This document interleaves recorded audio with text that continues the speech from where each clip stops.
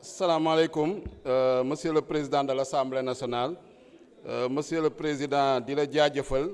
vraiment ak le Président de la Commission éducation si en tout cas médiation bu am solo bu ngeen def dans le dossier de nos frères étudiants si bourse étudiants yi. Monsieur le ministre de l'énergie, du pétrole et des mines ak Monsieur le ministre des Finances et du budget maa ngi leen di nuyu seen collaborateurs chers collègues maa ngi leen di nuyu. Sama collègue bu fi jóge léegi da ngeen di ko comprendre parce que en tant que président de groupe il faut quand même mu jaay tuuti patron am sinon année prochaine du fi nekkaat donc noonu nañ koy comprendre rek mais gis nañ ni ñëpp a kontaan par rapport ak liggéeyu monsieur le ministre de l'énergie ak sa équipe yaakaar naa ni aussi bien la majorité que l'opposition ñëpp a kontaan y a un seul mécontent nag ñëpp xam nañ ko mais moom bon on peut xam nañ ni nu mu demee. Par rapport ak ministère bi yaakaar naa ni am na solo ak surtout le programme accès universel à une énergie compétitive et durable budget 130 milliards mais gis nañ ni essentiel u crédit bi ci programme boobu la jëm au moins 119 milliards donc loolu di wane nii rek accès universel à l'électricité bu nga xam ne moom nañu bëgg a viser en 2029 incha allah soo leen continuer rythme bii nii ak soo leen continuer ak rigueur gi ak engagement bi gëm nañ ni mën na nekk te loolu di rejoindre rek les ODD objectifs de développement durable notamment l'ODD 7 qui vise à garantir l'accès de tous à des services énergétiques fiables durables et modernes à un coût abordable nga xam ne moom itam objectif bi c'est au niveau de 2030 donc par rapport ak électricité bi surtout gis nañ effort yu am solo yu ngeen ci def ak les réformes yu nga xam ne apporté nañ ko premièrement ñu ngi félicité wu de la baisse du coût de l'électricité bu nga annoncé récemment lors des questions d'actualité au gouvernement nga xam ne à partir du mois de janvier bëgg nañu nag loolu ñu mettre en place en tout cas un régime juridique un régime financier qui va permettre baisse boobu mu nekk une baisse continue parce que soo xoolee tey instruments yi nga xam ne moo gouverner secteur bi que ce soit le code de l'électricité que ce soit en tout cas au niveau de la politique énergétique commune de l'UEMOA politique énergétique commune de l'UEMOA moom depuis 2001 dafa bëggoon ñu dem vers un coût de kilowattheure boo xam ne 30 francs CFA mais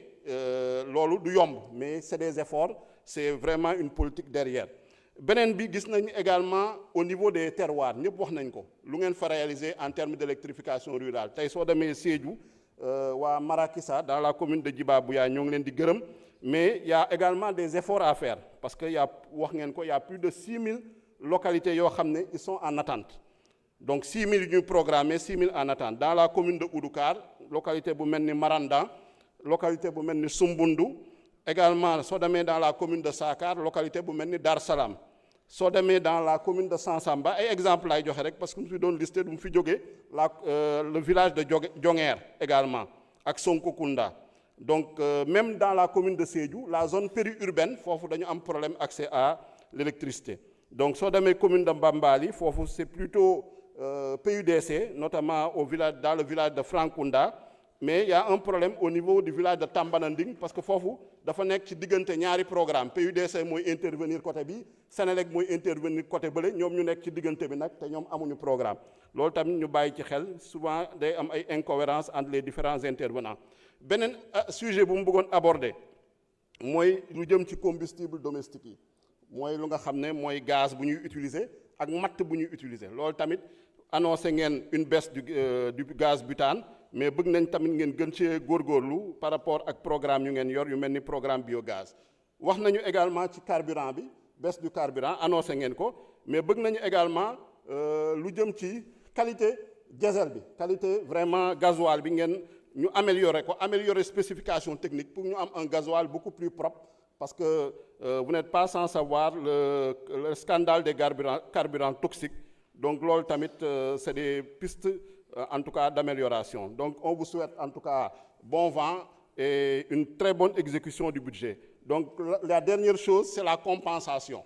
mooy dans les zones d'exploitation minière lu jëm ci indemnisation réinstallation ñu am une harmonisation des régimes de compensation voilà je vous remercie. Merci beaucoup honorable. La liste des orateurs étant épuisée, nous donnons la parole au ministre de l'Énergie, du Pétrole et des Mines, M. Birame Souleye Diop. Vous avez 55 minutes.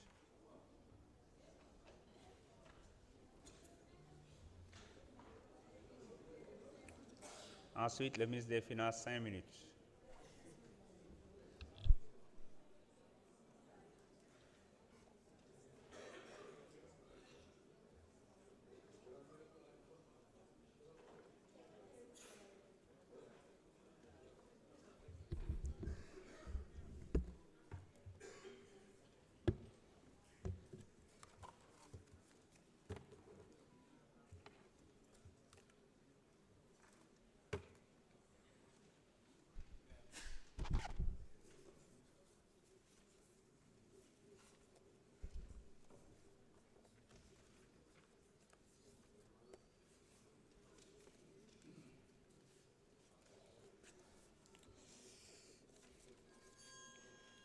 Monsieur le Président de l'Assemblée nationale,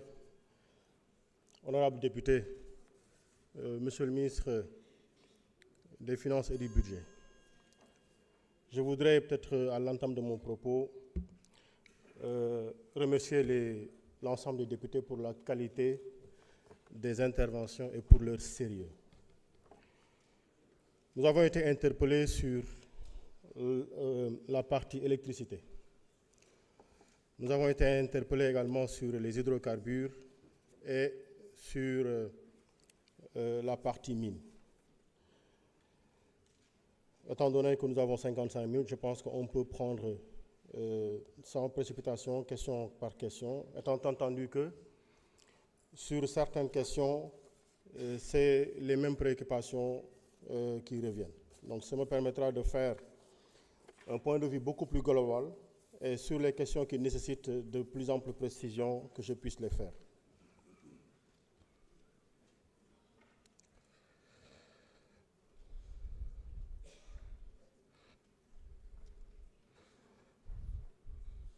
Nous avons été interpellés sur globalement la question de l'électricité. Je voudrais préciser que